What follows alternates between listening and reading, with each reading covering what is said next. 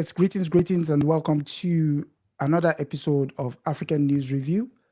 I am your host, as usual, Adesoji Iginla, and with me is two brilliant minds, one you cannot see on the screen at the moment, who will shortly be joining us. But first things first, it's Aya Fubara Eneli, Esquire, attorney, host, Rethinking Freedom, co-host, Women and Resistance. Welcome, sister. Thank you so much, my brother. How are you doing today? Not bad, not bad, not bad. Yes. Uh, it's been one long week in terms of news all over the world. Let's begin. What's the news from where you at? Well, we continue with the assaults on so-called democracy and voting rights. The redistricting, the racially gerrymandered redistricting bill in Texas, which now, well, let me finish the first sentence, has passed the Senate and it has been signed into law by the governor, Greg Abbott. So Now, you, yes, understand this redistricting bill is Trump calls Abbott and says, "Give me 5 more Republican seats," because they know that if people are allowed to really vote freely in this country, that the Republicans are probably going to go down in a bloodbath. And so they're trying to shore up his presidency and shore up their control of power. hmm, And the governor immediately calls a special legislative session. They have 88, I believe, yeah, Republicans compared to, I think, 62, if I'm doing my math right, Democrats. And so they can really pass any bill without the support of the Democrats. However, they need quorum in order to conduct any business. So the Democrats left town to deny them that quorum. okay. But unfortunately, many of them came back. And within 48 hours of them coming back, that bill was passed because there was quorum. Of course, when they came back, they all had to sign, except for one very brave representative who didn't. They had to sign to agree to have an escort, a police escort, yes, as elected officials, I guess, to ensure that they couldn't leave the state anymore and deny quorum. And the one who refused to accept those that Conditions. agreement, yes, those Hmm. are conditions, ended up spending 2 nights in the Capitol because they would not let her go. So this is America, the bastion of democracy, who preaches to everybody else how they should run their countries. Um, so in redesigning these districts, racially gerrymandering them, the districts that are predominantly white and Republican, for the most part, 88% of them are like kept intact. But districts impacting Black and brown people, Black people in particular. So Jasmine Crockett, who many of us know because she's been a thorn in On this Trump's side. side, Yep. they basically carved her house, her neighborhood, out of the district where she used to represent and put her in the same district as another Democrat. So I guess forcing them, I guess, to To primary themselves, unless she's now going to sell her house to move into another district. It's really crazy. Um, but all of these things are apparently legal because Chief Justice Roberts, under his regime, if I will call it that, hmm, has gutted the Civil Rights, the Voting Rights Act, allowing for what they call political gerrymandering, although they say racial gerrymandering is not allowed. But then, these are who's going semantics. to determine? This Yeah, is who's going? semantics. Mm-hmm. So it's we're filing lawsuits. I'm part of a group called the Fair Maps Redistricting group here in Texas. We also filed a lawsuit when they first racially gerrymandered the area that I live in from 5 years ago, or well, in 2021. So that's still ongoing. And Okay. it's just really interesting how under this regime, and I guess you would say this is a return to regular politics for America, is there really no laws? We make the laws up as we go. And Mm. of course, this past week was also the 20th anniversary for the devastation of Hurricane Katrina on the people of New Orleans and the Gulf area. And I had an opportunity to interview a young lady who is now a resident of Central Texas, but whose family lived in New Orleans. She lived in New Orleans, and it was just harrowing to hear her recollect what happened. And she talked about having suppressed those memories so much that after the interview, she actually had a little bit of a breakdown Mm. just with the memories flooding about what they experienced. And what we really did was go into the specifics of why that hurricane, why that hurricane was able to devastate the area in the way it did, all the failings of the politicians and of the oil companies and other capitalists who had destroyed the natural barrier. The wetlands. Yes. And then of course the aftermath of the hurricane, the orders to shoot on sight, shoot to Mm, kill, mm, mm. and how many of the areas in New Orleans that were predominantly, if not completely, black owned, and there were black residents there, have completely been gentrified and renamed. So white folk walking around with their dogs and have renamed those areas, and black people have not been able to come back into those Mm. areas in that way, and then just get scattered throughout the United States. But Houston absorbed quite a significant number, and just the trauma that followed from that event. So a lot going on in the U.S. Of course, the ICE raids and the occupations of different cities. I guess the next city that Trump has promised to target is Chicago. Chicago. Yeah. Yeah, no crime where white people are. Just use the military complex to suppress um, black people, which we shall see as we discuss some of these stories that you Stories. have pulled out for us talking about Africa. Yeah. I mean, quick one before we move on. I just noticed the Trump does have a form about asking governors to do certain things. You Mm, remember when he lost the last election? hmm. He asked for 11,780 votes from Georgia. Yeah. Now he's asking for 5 seats from Texas. So, Oh, and it's only going to spread. So there are other Republican governors who are also looking. I mean, they had already gained, I think, 3 seats from North mhm, Carolina. mhm. And remember that right now in Congress, the Republicans just have a 3 vote, I believe, majority. And Majority, yeah. so without some of the gerrymandering, racial gerrymandering that has already been done, they wouldn't have the votes that they have right now. And then ultimately, you have to ask yourself, what is the goal? And if we go back to Project 2025, I believe the goal is to take this country and Black people and women in particular back To to, the 1850s. yes, Mm, definitely prior to 1965 for sure. mm. Question is how are we, and are we willing to fight back? Or have we bought into this rugged individualism that will allow us to be picked off one by one and slaughtered? Mm. Oh, well. Um, yes. That said, that's the impact of internal colonialism that we're looking Mm, at. And mhm. yes. So, yeah, to the home of global colonialism, we go to the African continent. And on our first news today, coming from the German publication Deutsche Welle, we find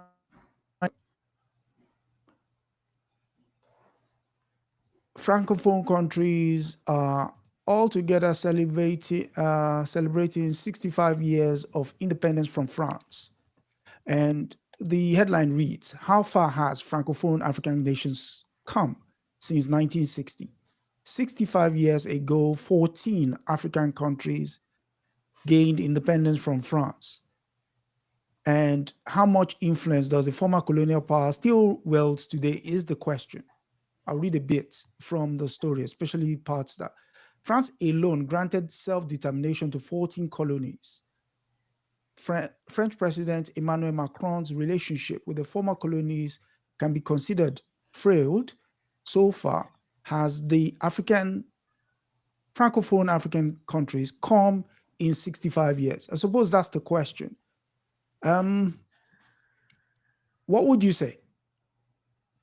I don't know if you are just determined to try to keep me in a state of rage every week, but I appreciate your commitment to highlighting these stories that obviously are being printed, talked about in many rooms that many of us are not in. So, if you pull that story back up again, if you don't mind, the Okay, highlighted bear me areas a that you second. have. Let me share again. Here we go. Share, and it says. So, can you see it? I can see it. So, Yeah. first of all, who's asking this question? How far have Francophone how far has Francophone Africa come in 65 years?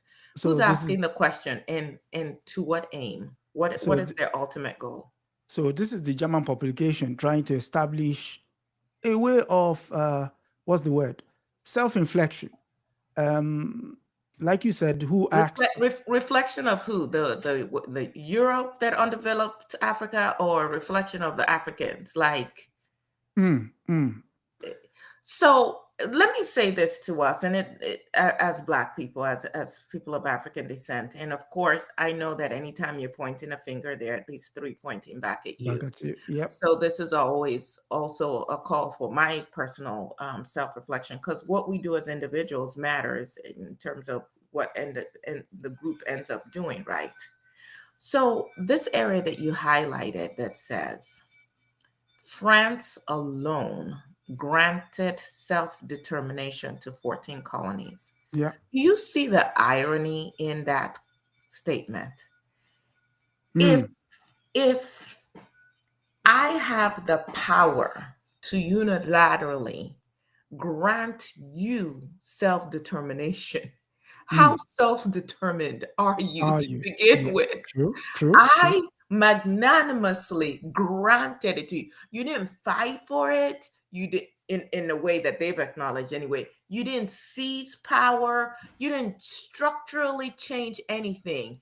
I sat down and I said, you know what? It's like with my kids. You know what? I'm going to grant you that bedroom Mm, in my house.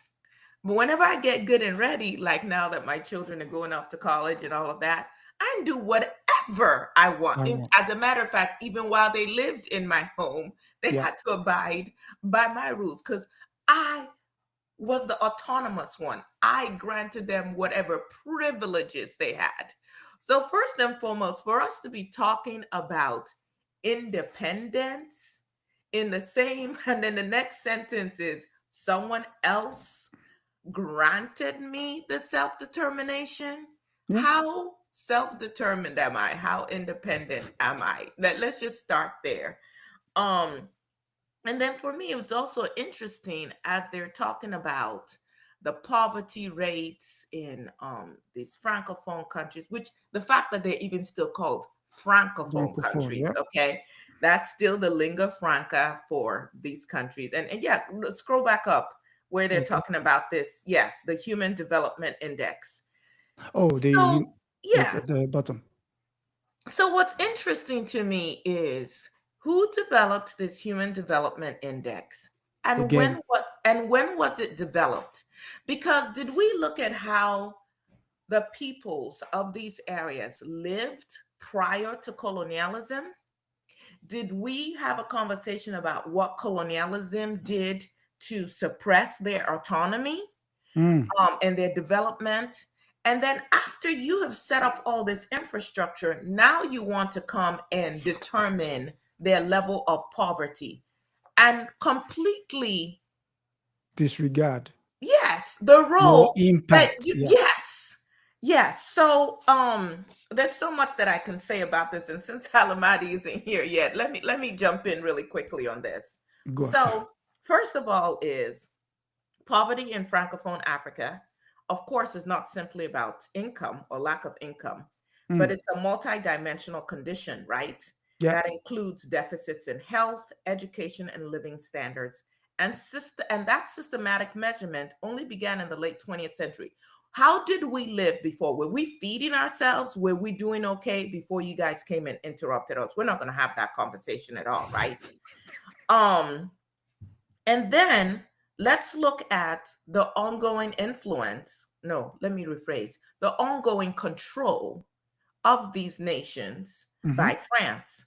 So currency control. Yeah. The CFA franc, yeah. which is pegged to the euro and guaranteed by France, Mm-hmm. restricts any kind of monetary sovereignty. If you don't have economic sovereignty, how can you have any other kind of sovereignty? Good question. Right? Which brings me back to the article that you had last week about Black empowerment, Black economic empowerment. Can we afford it? Basically, like, yeah, you guys never want us to be economically empowered. When I say you guys, I'm talking about the West. Let's talk about the economic dominance that they put in very what's the word? Very passive terminology. French firms control key sectors today, such as fuel, telecommunications, and supermarkets. Okay, let's just think about that for a second. You are an independent nation. Some other group somewhere can determine if you instantaneously have a fuel shortage. You have a fuel shortage, it affects every sector of your country, right? Yep. Some other group can determine your telecommunications, which means they're also spying on you. Let's just be clear about that, okay? But you've given away your telecommunications, or let me say they took it away, right? Yep. And then your supermarket. So this is how people are buying and trading and feeding and so on and so forth. So again, independence after 65 years. What independence are we talking about here? Well, I mean, one has to understand that the lens through which they're seeing stuff is to show an element of magnanimity. That the idea was, don't you have to forget? We need not forget the reason they came in for colonialism. They came in to colonize, quote unquote, the savages, was to help civilize them. So they have to then the white man's burden. Yes. Exactly. So they have to then give you an idea of how far you've come from when we met you. So yeah, but they're not doing that, because you did not give us any information on how we lived prior to when you showed up. Were our waters polluted? Were we unable to feed ourselves? Well, did we not have rites of passage that allowed people to be educated? But technically, you didn't come into a world's memory until we came in contact. Until we were discovered. Okay, there I'm you so go. sorry. We had to first be discovered. There you go. Yes. There you go. Then, of course, we can talk about how France shields allied regimes internationally, muting criticism of authoritarianism, authoritarian governments. So whether we talk about Biya in Cameroon, or all of the aging heads of state that how have they maintained power? You all have literally had your troops there repressing other voices and people who are trying to rise up and create a different environment for the country, because the puppets that you have in place are allowing you to do whatever it is you want to do in these countries. So talking about poverty and French influence are not contradictory. They are intertwined, and France and the rest of Europe has helped to control and maintain that dependency and ensure that the people are impoverished, because it's so much easier to control people when they are fighting for survival, right? Yes. Now, the other thing that they didn't talk about, because, hey, we're just going to gloss over this stuff, they underplay the scale of extraction. Niger supplied up to a third of France's uranium imports. Mm. Ask me at what rate they were compensated for that. Ask me about the environmental devastation of the areas where they do these extraction without the same um, conditions that they have in Oh, the West, safeguards. so to Yeah, speak, and no safeguards. safeguards, and the fact that the people in those regions are Have no dealing with the recourse. environmental issues and yet have nothing to show for it. Those goods are extracted, sent somewhere else. The money Mm. doesn't come back to them. Let's talk about d'Ivoire. Produces 40% of global cocoa, yet the Yeah. farmers earn poverty wages. I just had a Mm. piece of chocolate yesterday. Mali and Burkina Faso are major gold exporters, but it's all under foreign corporate control. The Democratic Republic of Congo's mineral exports grew from 13.3 billion in 2017 to 28.5 billion in 2022. And where did that money go to? And this is with them just exporting raw materials, right? So Materials. they're Yeah. not really getting the value of what they're Correct. exporting to begin with. Correct. So when you look at what they say we owe versus why they continue to maintain a presence and control in our area, if we're so poor, why you all bother with us? Mm. Someone's got to be making some kind of money for you to still stay there. Yeah. So there's so many ways that we can look at this, but the bottom line is France. How far have we come? Not very far at all. I would say we are not independent. Of course, if we go to Walter Rodney on underdevelopment, Yeah. we know that the poverty that they're reporting in Africa is man-made. It is not natural, but it's engineered through colonial exploitation and neo-colonial arrangements that, yes, do include African elites. Um, and so underdevelopment in this case is as a result of the domination of these African nations. It's not just a natural phenomenon, which they try to blame it on. Oh, the people are having too many babies, and oh, climate change, and kind of like hiding their hand and their role in all of this. So, yeah, So, Brother Milton did text in to say, well, the story is essentially pure propaganda. It absolutely. would it would be it would be farcical if the French had written it. So the Germans, we must not forget that the the idea for colonialism was in started in Berlin, the infamous Berlin Conference. Conference. So Yep. they have to give themselves cover. And so he says it is pure propaganda to make it appear as if French colonialism it's not the disaster it was, and he says especially in the last paragraph where it highlights the fact that, oh, we've been there, we've given them whatever it is to help them on their way to it. And one must not forget that the kind of colonialism that the French practice, I mean, they all practice some form of debasement of the people they dealt with, but the form that the French practiced was one that removed all your humanity. So when you asked the question earlier, but what was it that people used to do prior to them getting there? The French would say, in order for you to be seen as civilized, you need to speak French with a certain accent. You need to eat not with your hands, but with the finest cutlery. They need someone will come into your home to expect uh, what the setup of your house is, if it's in tune with quote unquote the metropole's way of living, in order for you to then score as becoming what was then known as a voyeur, which means Mm-hmm. you've evolved, Mm-hmm.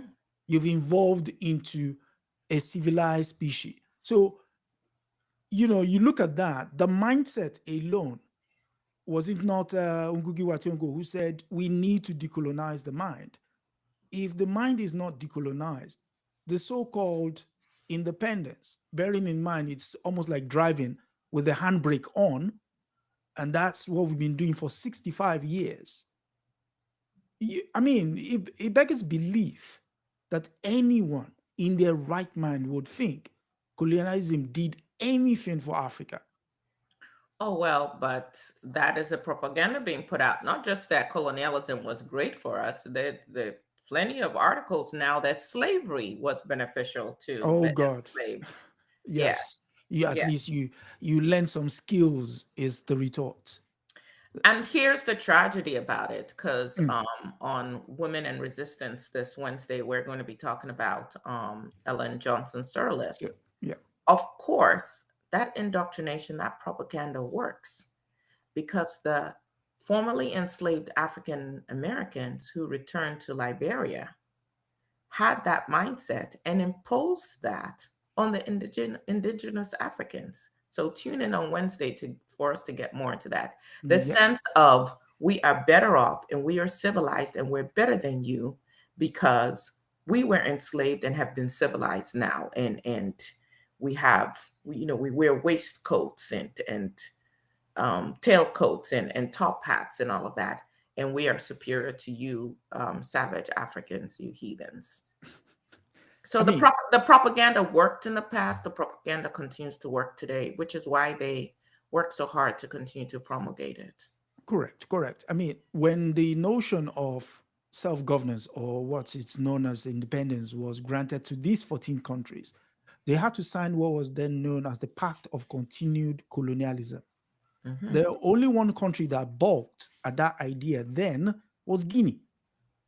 Guinea voted no to the pact, and Guinea suffered immense destruction of its infrastructure. This is infrastructure that they paid for. Well, we saw that in the Congo as well. When they were Yes. leaving, what did they do? They They destroyed destroyed everything that the everything. people's money had already paid for. Yes. Yes. And Yeah. so We're going to and cripple for you. exactly. And for those countries that had underhand ideas of undercutting that pact of continued colonialism, the leaders were gotten rid of. So Yeah. the old men that that you were alluding to earlier were those that acquiesced to the idea that yes, we're still worthy. We're talking about Leopold Senghor, the late Felix Houphouët-Boigny, who else? Paul Biya is of Oh, that yeah. school of mindset. The new guys that are coming in now, the likes of Faye, Demar Faye in Senegal, Brahim Traore Tijani in Niger, Massimi Goeta, are the new guys who are saying enough of all this nonsense. And Enough.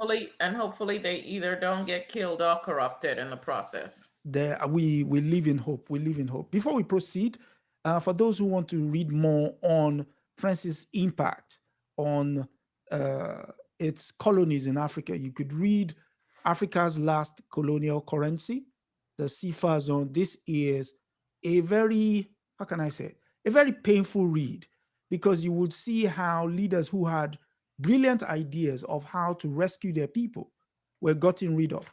And it reminds me of one particular story in here, which is the story of uh,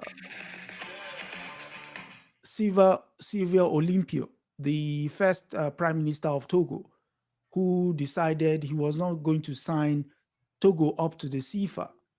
A coup was planned against him, executed, and then he ran into the United States Embassy for refuge. The United States kicked him out, and he was literally unalived in front of the United States Embassy.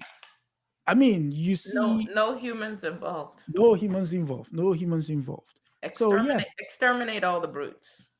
that's. I mean, it beggars believe that stories like this continue to make the rounds, but again, if you, What's interesting though is, yeah, although we are waking up, and I'm very glad about that, mm, but these stories are not taught in our schools across Africa. hmm, This yes, information is largely shrouded. We mhm, get the propaganda from the colonizers. yeah, And so it is difficult to fight back against what you don't know mhm. or and what you're then not paying attention to. Yes. and then they give a few amongst us scholarships. We're grateful to them, so you cannot question them. You have institutions like the United States Information Service, the Goethe Institute, which is the French version. British Council, which is the British version. What's the French one? It's got one very exotic, Ecole something. I mean, you look at the moves that all these bodies make in Africa, you begin to understand that they know you have a very young population, one that is desensitized to the information that should arm them. And so the moment they can make a headway into them, these guys will get into quote unquote leadership positions, and the scam continues. So The scam continues as you're talking. mm, This is not per se in any of the articles, but what this reminds me of is yeah, we did have a cadre of African students and Caribbean students who, in the 40s, 50s, 60s, yeah, met up in these bastions of colonization, whether it's the UK or in and France or United whatever, States. and United States. And through their interaction with one another and with the Black people in those communities. So let me talk specifically about like Black Americans, African Americans. If you look at Nnamdi Azikiwe, if you look at Kwame Nkrumah, they got a certain sensibility, especially during the civil rights movement, right? Yep, yep. So you see how the independence movements in Africa coincide with The civil the civil rights, rights movement here in the United United States. States. Yeah, And I think I'm, I'm, I'm, I'm I'm certain about this, that that were. the reason you are now seeing all of these diasporic wars on social media Mm-hmm. between Africans from the continent and Africans in wherever the host countries are. So Yep. whether it's the US or the UK or whatever, but particularly here in the United States of America, it's just really proliferating, is because it is important to keep us divided. Yes. Because if we come together and understand that our fight is one, just like apartheid was largely challenged and overthrown, yes, by the Black South Africans, but also Black Americans Mm-hmm. and other African people across the diaspora who put pressure on their own governments. Yep. So if you can keep us thinking we are enemies with Different one or another, different. then you also stop this transfer of knowledge, these connections that will allow us to unify globally Yeah. to overthrow our common enemy. Yeah. Because now you see these African, we had that first crop of Africans who had a sense of Pan-Africanism when they Mm. returned to Africa. Yeah. But you're not seeing that as much. Although I'm grateful that Tinubu went and met with De Silva in Brazil, and there's Brazil. some other conversations. But this idea of dividing and conquering us, of not allowing us to see how we are interconnected. So in these francophone countries, again, you see how it is easier for them to trade with France than it is to trade with Trade one with another, with next door your neighbor. neighbor, Next door. because it was set up and designed and is being maintained that way. Yep. And yet, if you have the conversation, you realize, oh, wait a second, they're pulling the same game on you that they pulled on us, and we could actually combine resources. So we need to be very, It very it's sensitive to how we're being divided. it's actually very, very poignant that you mentioned that. There was a book that was released in 2021 titled White Malice by Susan Yes, Williams. yes, It points specifically to the plot to do that. The recent movie that was out as well, a soundtrack to a coup d'etat, also showed you the plays there.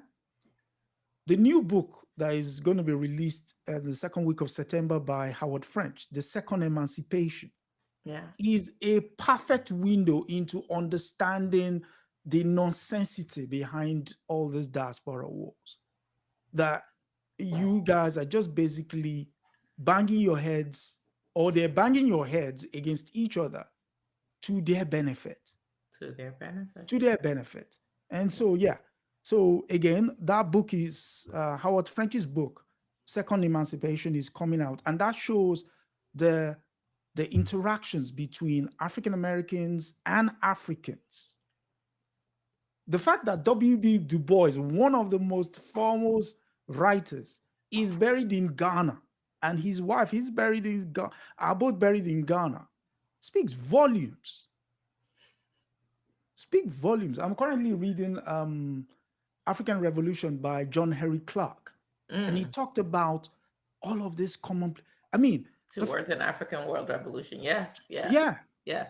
you And know, back then, African Americans didn't just travel to, and I'm not, throwing any aspersions, but it seems to me like I'm meeting a lot more people who are just like, oh, I just want to travel and check the box and have these cultural experiences. But it was about understanding we were one and working together, whether you look at Maya Angelou or John Henry Clark or, even Nina Simone. There's so Nina many, Simone. right? Yeah. And now it's Kwame more like Ture, it's just Malcolm X. a cultural experience, and okay, Yeah. maybe my money goes further here, and Yeah. not really thinking towards liberation. Let me say this, because I'm gonna say what's on my mind most of the time. I was just watching a video by an African lady who was talking about, she's like, in 2025, can we normalize not giving ourselves our colonizers' names anymore? And so when you kept saying Howard French, I'm like, that man is brilliant. I so appreciate his work. And then there's also this part of me that's like, just even our names bear, do something. even our names bear the journey that we've been on, that we continue to live. And so, yeah.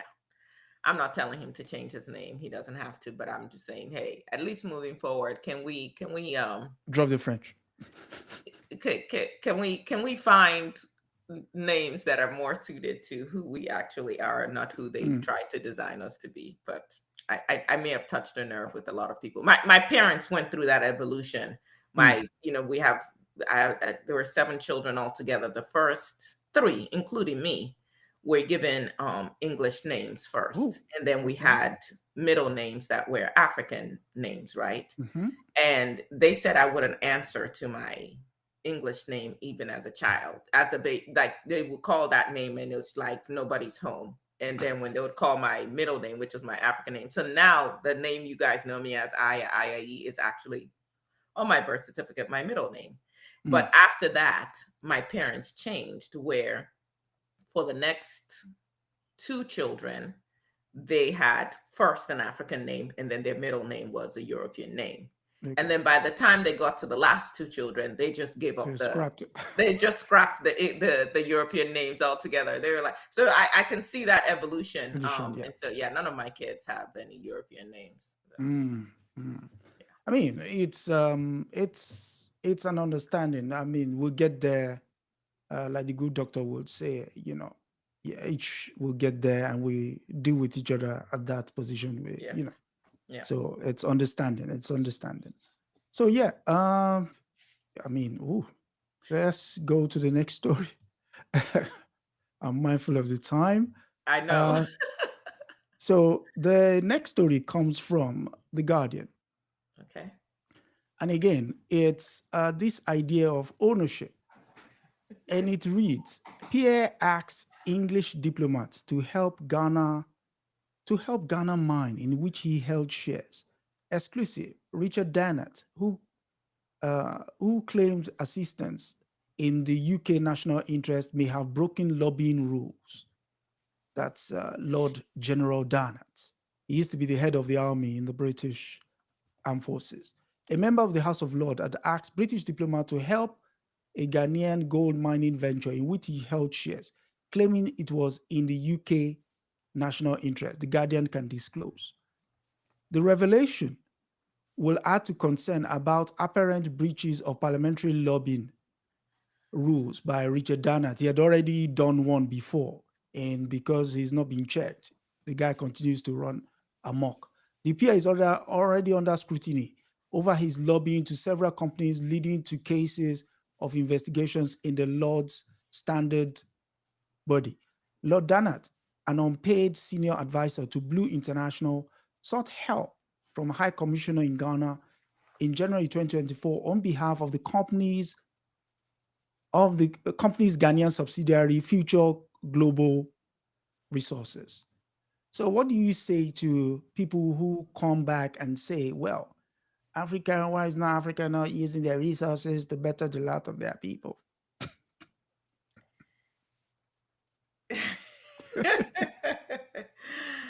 Okay, so the first question, well, not the first, but one of the questions I had when I read this article was, who did Dannett upset? Because don't act like what he's doing is the exception and not the rule. For crying out loud, like seriously. Okay.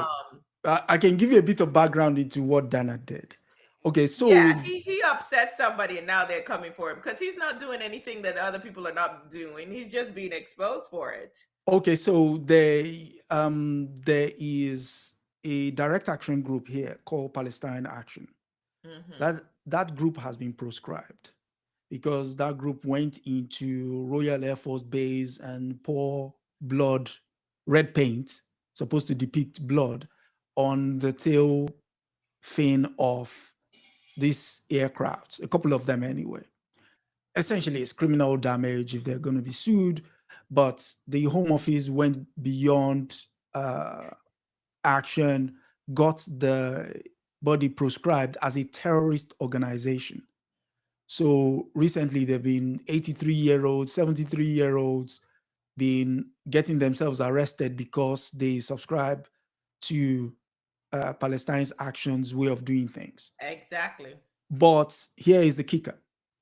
The only reason why that thing or that body was proscribed and made a terrorist organization was because an American company got in contact with General Dannett, who apparently, according to sources, implored the Home Office to see to it that that body is dealt with.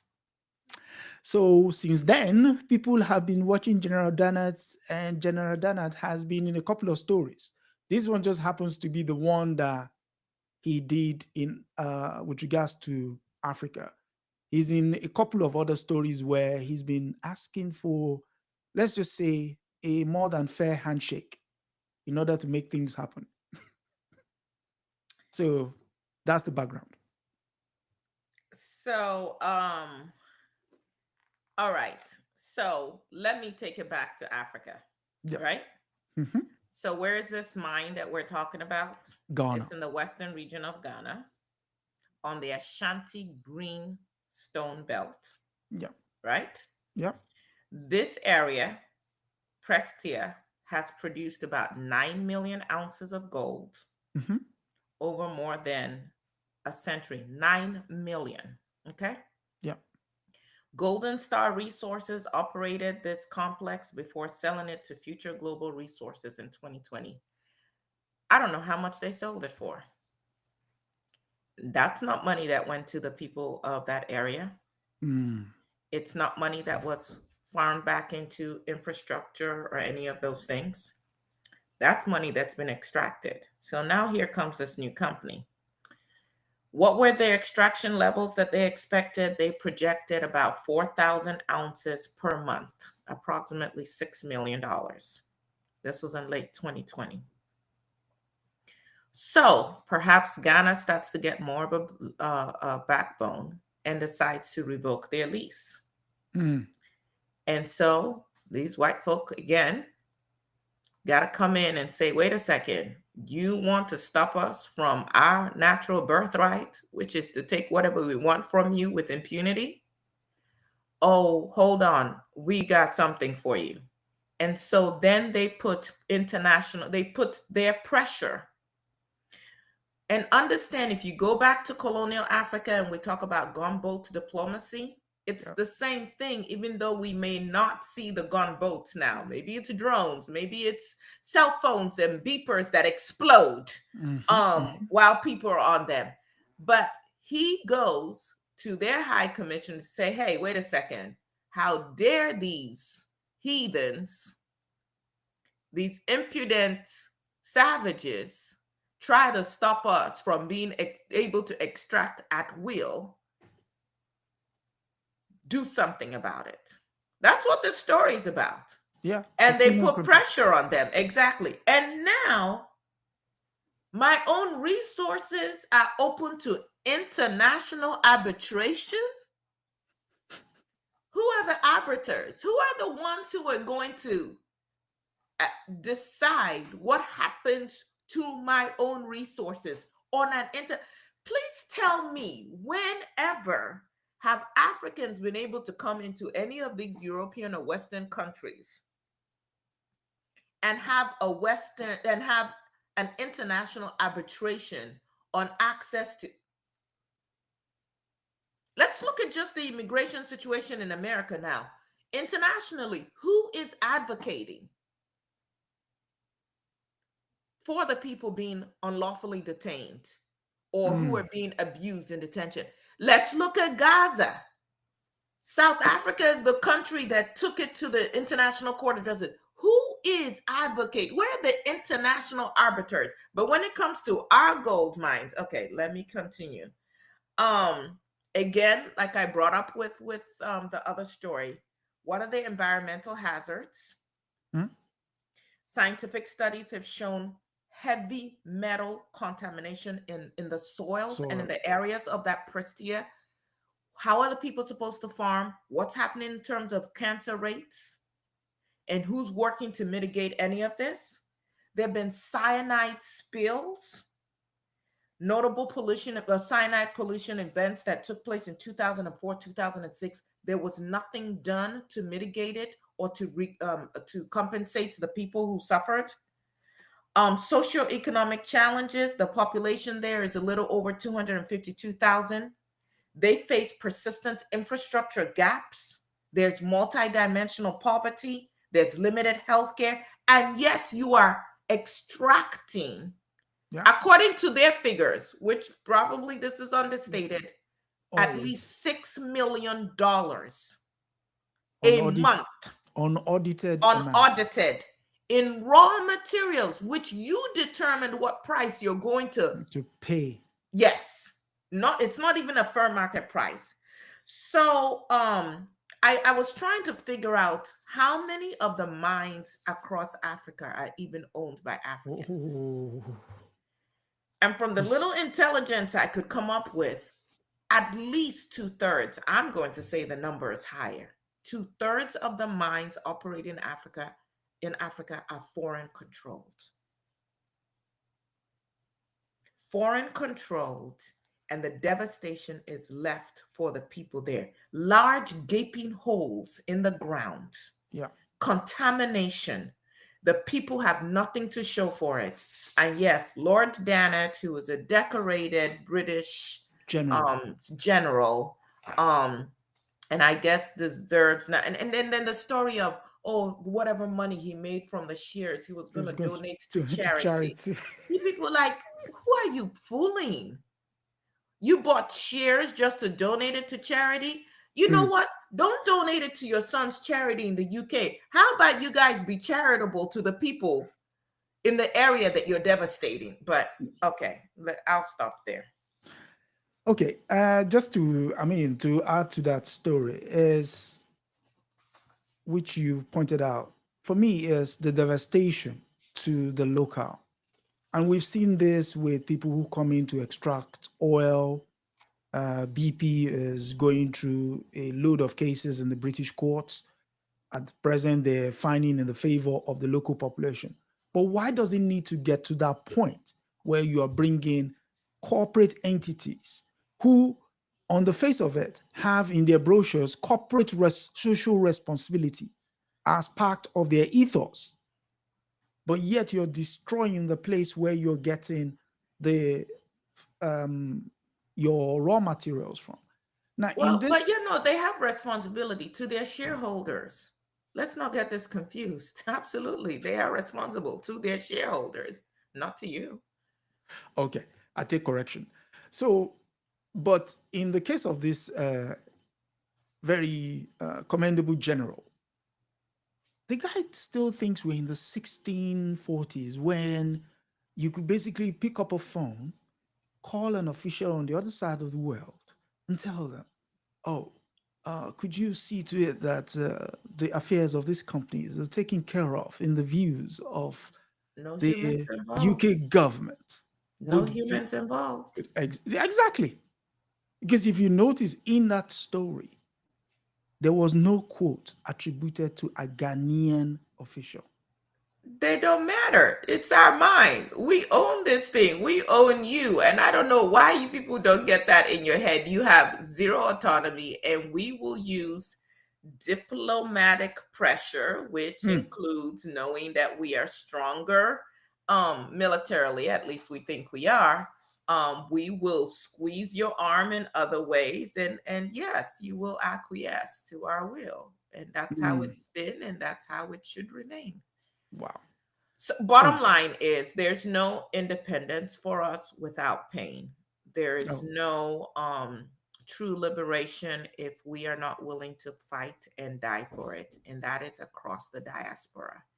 wow. Anywhere where we think we can negotiate and sign a document for our freedom, That is we are not so. sadly mistaken. Check out the Wow. Native Americans. How many treaties? It's not worth the paper it's written on. If you cannot, I look at my house right now. Yeah, I'm paying the mortgage here, but can I defend it? And if I can't Hmm. defend it, then It's not yours. it's not mine. I have the illusion of it being mine. Hmm. Yeah. Hopefully, it doesn't come to that. But, I mean, history suggests we need to be mindful of what has gone before, which is why stories like this and what we do here, we have to tie history to our present conditions, because without which, it's almost as if we're walking blind into the wall. And speaking of walking blindly into the wall, we go to the CNN for our next story, which is about something closer to the heart of people who love the nature. And it reads: Britain to pay nearly 4 million in compensation after troops sparked huge forest fires while training in Kenya. I repeat, Britain to pay $4 million in compensation after troops sparked huge forest fires while training in Kenya. First question is, why are you training in Kenya? But the lead goes, the British government has agreed to pay almost 4 million to thousands of victims of a blaze started by its soldiers while training in Kenya, according to documents seen by CNN. The settlement follows a long legal battle by a local community members in the East African country. The campaigners have said the effects of the 2021 fire in an expansive wildlife conservancy in central Kenya had been caused them lifelong health issues, damaged their property, and polluted the environment. Some of the part, some of them have told CNN that they lost family members due to ailments arising from the inferno that blotted through 10,000 acres in privately owned Lolidiaga Conservancy. Again, here we go again. Yes, Okay. So the no humans fire, involved. no humans involved. No. The UK was paying 400,000 a year, equivalent of $400,000 a year, I believe, Mhm. for their troops to train in this area. It doesn't tell me who they were paying. They always got to follow the money. They are, and the purpose for why they have to train in Kenya. Again, please point to any African troops that are training on Western soil at will with no oversight. Please, somebody give me one. I would like to know. Like you said, the fire devastated the Lodaiga Conservancy Mm. in central Kenya. They're saying about 12,000 acres. 12,000 acres of wildlife area that had been recently transitioned from private ranch. So let's look at the lingering effects of colonialism. Yeah. What individual or individuals privately owned. Actually, the whole thing is 45,000 acres, but the part that was born is 12,000. So what individual or individuals privately owned 45,000 acres of land? Okay. And who did they dispossess in the first place to now own that land? This land is home to endangered grevy's zebra, elephants, buffalo, lions, and more. Probably also where they collect money for people like Trump's sons to come in and shoot animals, leave their bodies to rot while they take their heads Horns and and mount them in their homes to show how brave they are. But the fire was caused during a British Army training unit in Kenya exercise. It was actually from a cooking incident. The Kenya Environment and Land Court, don't know if they got a call as well, required the claimants to first use the Defense Cooperation Agreement to dispute the mechanism. So it's like, was the country fighting on their behalf?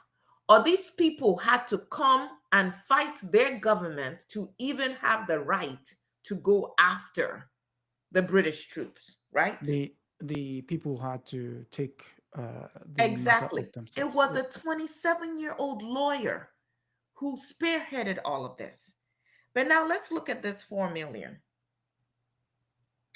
They said the Kenyan parliament, through its defense and foreign affairs, that are in bed with British troops that get to train on their soil, investigated the British troops, the Batuk activities, including the fire and the unresolved murder of Agnes Wanjiru, who was last seen with British soldiers. Yeah. The government negotiated the compensation. The agreement is without admission of liability, Ability. which also means, in addition to the pittance that it is to the individuals, this agreement is silent on how do we try to heal this land? What are the conservatory policies that are going to be put in place? Okay. So the fire destroyed more than 12,000 acres, caused widespread smoke-related health issues, resulted in the death at least of one civilian, Linus Murangiri. Environmental assessments estimate recovery may take 30 to 50 years with massive reforestation needed. They're talking about over 250,000 trees need to be planted, right? Yeah. The carbon emissions were estimated in the hundreds of thousands of tons.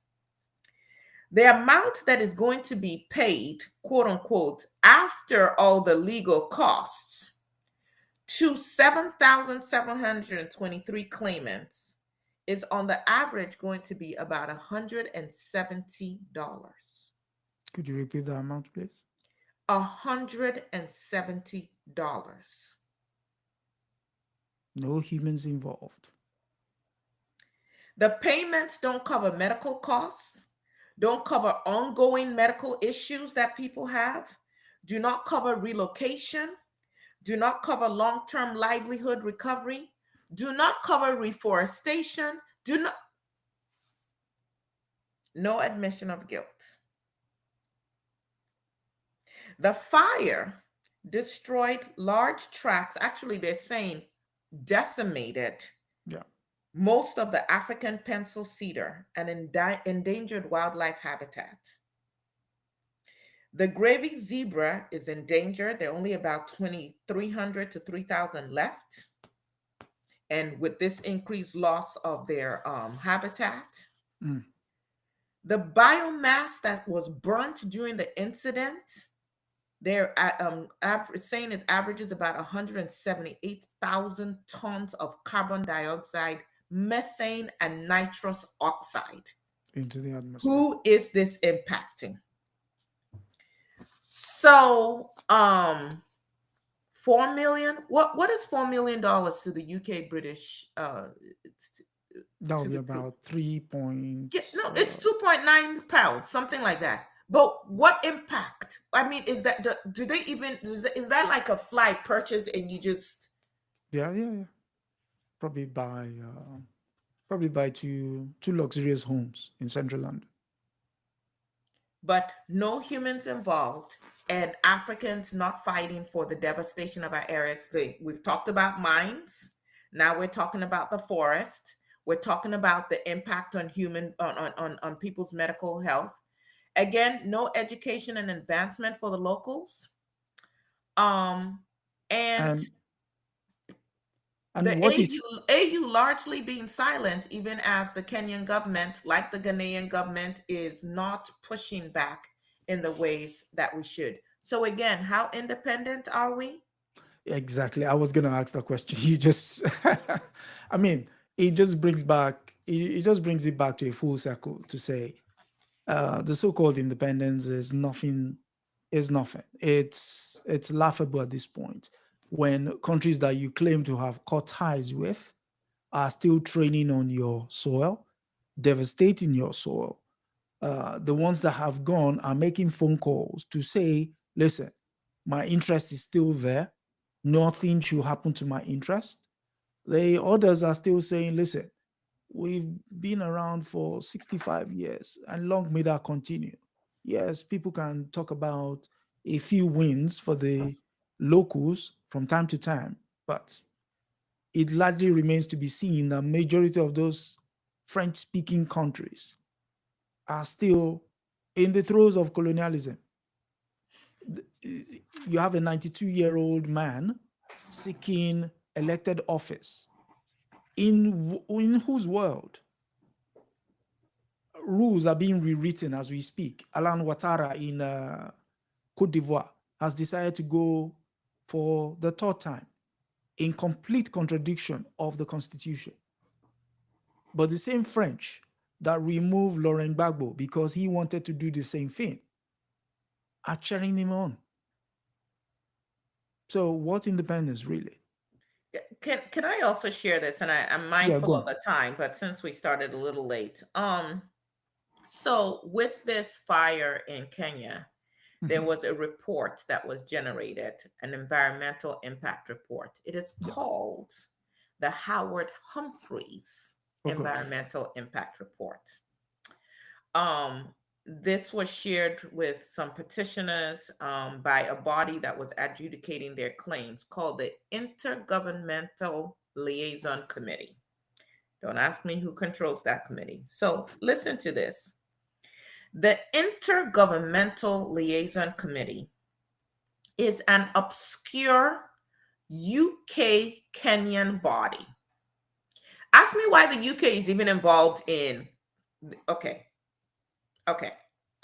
So it's like I murdered somebody and then I'm part of the investigation Education. Yeah. to determine what impact my murder had. Okay, so let's just keeping it in simple terms. This obscure UK Kenyan body, which is adjudicating the claims of the people who were impacted, right? Yeah. Is co-chaired by a British Army brigadier.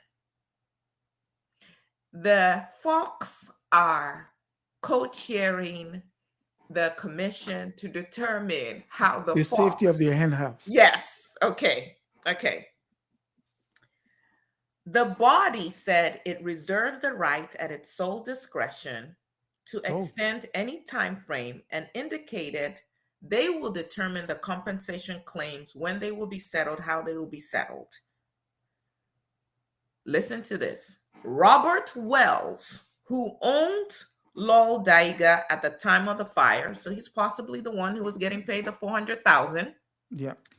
has since sold the ranch, which his family, listen to the language, acquired during British imperial rule. Okay. We just sanitized stuff. He just acquired it. It was just this vacant acres of land, right? That he just acquired and he has now sold for profits. Yeah. And he has nothing to do with the reforestation or the compensating the people in any way. Other descendants of European settlers continue to own vast farms in Kenya. They are Mm. often marketed as wildlife conservancies, while also hosting military exercises for the former colonial power. Is this sedition? You own Well, our land, you use our land, you invite the British, you deprive us of our land, they come in, they're paying you, you're getting compensated, we absorb all the devastation. there is people go and Google this. I mean, there is a part of Kenya known as Nayuki. Nayuki is almost like you'd be hard pressed to think you're in Europe when you go to Nayuki. I mean, if you Mhm, Google the pictures of the place, you would see it. So when that his family acquired, the story behind that, I mean, again, the reason why we do this is to give framework to some of the stories. In the 1895s, there was a company named the British, the name of the company escapes me now, but the essence of the company was to seek fresh lands. mhm, And lands like that was earmarked in Kenya. And what was he earmarked for? It was earmarked to be given to Brit because they were trying to establish a settler colony in Kenya. mhm, So the plan was then to resettle 55,000 British, ex-British soldiers by mhm. giving them parcel of land in Kenya, which uh, people who are familiar with Kenya will then know that is what brought about the Mau Mau, the Kenyan Land and Freedom Army. Mhm. And the Britain will give us what will then known as the concentration camp, the second time they've done it on the African continent. And I say that to say this. When the British left in 62, the man who became president, Jomo Kenyatta, the same man that parliamentarians who had been voted in decided they were not going to take their seat in Kenyan parliament, except he was released, Mhm. decided to keep things as they were and not disturb the order. What he would then do is displace certain British families and then sold the land to himself. So the Kenyatta family is one of the richest in Kenya. And so for people who want to read more, you could read Imperial Reckoning by Caroline Elkins. And you can see the, the concentration camp there. In fact, there were over 300 of them in Kenya alone, where So, people were, go so on. this idea of leaving things economically, structurally as they've been, but then your family gets enriched. We see that in South Africa as well. Yeah, Mandela's family got very wealthy, yeah, not much economic um, changes in terms of land ownership. Of course, Cyril Ramaphosa exactly. has also made a lot of money. Bia, oh, it would see it over and over again. Yeah. Yeah, I mean, that is why it's also very important that when we started, we were talking about the conversations between the African continent and those in the diaspora. That conversation should be strengthened. All these diaspora wars about who did what, who is controlling what, who is doing, all of that are just besides the point. Because there, Distraction. there is enough in Africa to satisfy the needs of everyone within it and without. But the more you fall in line with the narration that you're given in terms of, oh, these people over there don't like you, that one. Of course, there'll be the one or two knuckleheads amongst us. Hmm. But then that is not helpful to the plight of anybody, as long as we keep that same uh, negative back and forth going. So I say that to say the second emancipation, like the book of Howard French is alluding to, should commence. I mean, we have platforms like this. The other platform where we are, Narrative Nubia, that is a very good way to start. I mean, lots of conversations are going on even outside of that space. The United Yes. States of Africa is another example. So we need to open those channels of conversations and you know, Can keep I can I it. say can I say Yeah, one more thing about this Kenyan situation, right, sure with you the can. British Army? Sure you can. So with this Howard Humphrey's study that was done, Hmm. environmental impact study that supposedly now drives what the compensation would be. Hmm. Local farmers asked to participate in the study, and they were Okay. denied because they're saying we suffered losses. It's not just the actual tract that burnt down, all of this carbon emission, all of that. We lost animals, so on and so forth. Yeah. Some of us are blind now. Of us have respiratory issues. We can't even work. Mm. 5 of the lead petitioners of the local farmers to participate in the study were arrested by the Kenyan government and charged with extortion. Yes. The charges were dropped after this largely elderly group spent a night in police custody. So I guess now they had effectively repressed them.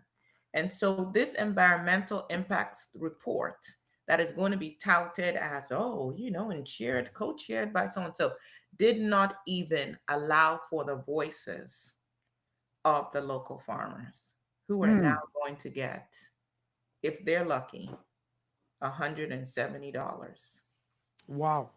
period. And something to go in line with that. I want to read something from Imperial Reckoning, and that will give you an idea of the kind of leaders we have. And this is the former colonial governor, who goes in to meet Kenyatta. And so the conversation I'm going to read now is the one that happened between them. I was sitting I was sitting at that actual desk when I signed your detention order. That's the old colonial governor, right? Mhm. Under 20 years ago. I know, Kenyatta told him. If I had been in your shoes at the time, I would have done exactly the same. And I myself have signed a number of detention orders to detain people who are going to upset the cart. So when we're talking about leaders, that's the kind of leaders we inherited. They're leaders who saw the position they gained as a result of prominence to further their own nest, but not to fight in the cause of the people. So you you have to experience this thing in the context of Africa's history. Most of these stories, to the average mind, are just written and they would read, they would move forward with it. But majority of those stories are filled with backstories, and then you begin to understand that all of this are planned and thought out action. You just said about act, arresting elderly, arresting um, elderly members of the community on the basis of what, really? On the that they basis had of what? that they had The the temerity. audacity, yes, Mm, to say, wait a second, before you do this study, we want to be included because we have been negatively impacted. how And dare you? that and for that they are charged with extortion. Extortion. Who is extorting who, really? Mm, And Robert Wells walks away from this multimillionaire, sanctified. If I research him and his family further, he's probably living a good life. yeah. May come to the United States and pull an Elon Musk. Who knows? Mm, mm. But they're not held responsible in any way.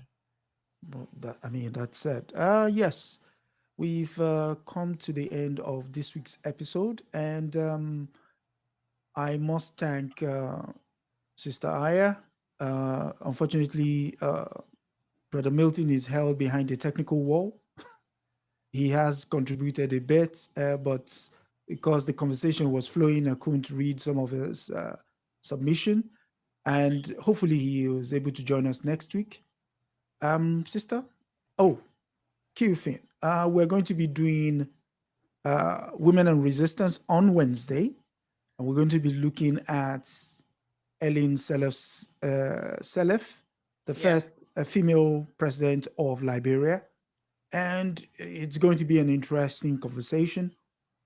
It is going to be beyond interesting because it ties in slavery, Yeah. emancipation, repatriation, colonized minds, civil war, devastation, imperialism, how they train African leaders and then send us back to continue their bidding.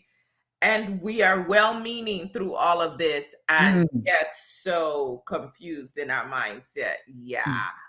Please. And in the meantime, please like, please subscribe, please share. Yeah, please leave comments underneath the video. Yes. I'll make an effort to answer all of them.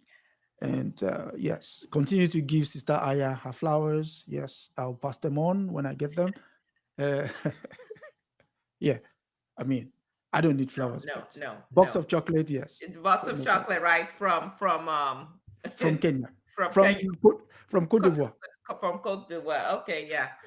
No, but of course, as always, thank you for the work that you do for sourcing out these articles, and keeping us educated. It's important, and the more of us that are, hopefully, that changes how we show up. Yeah, I mean, we'll continue to do this because I feel it's important that these conversations be had. Again, like I said, most of these stories they're not devoid of context. If you put them in their proper context, you understand we're being gamed to, to use street balance. And yes, thank you everybody for coming through. Any famous words, sister?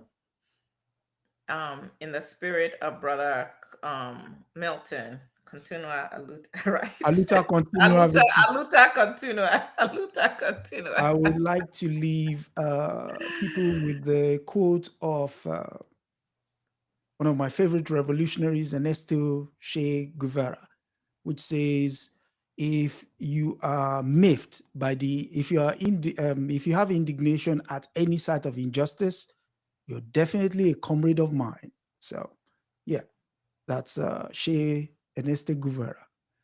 And yes, until next week, good night and God bless.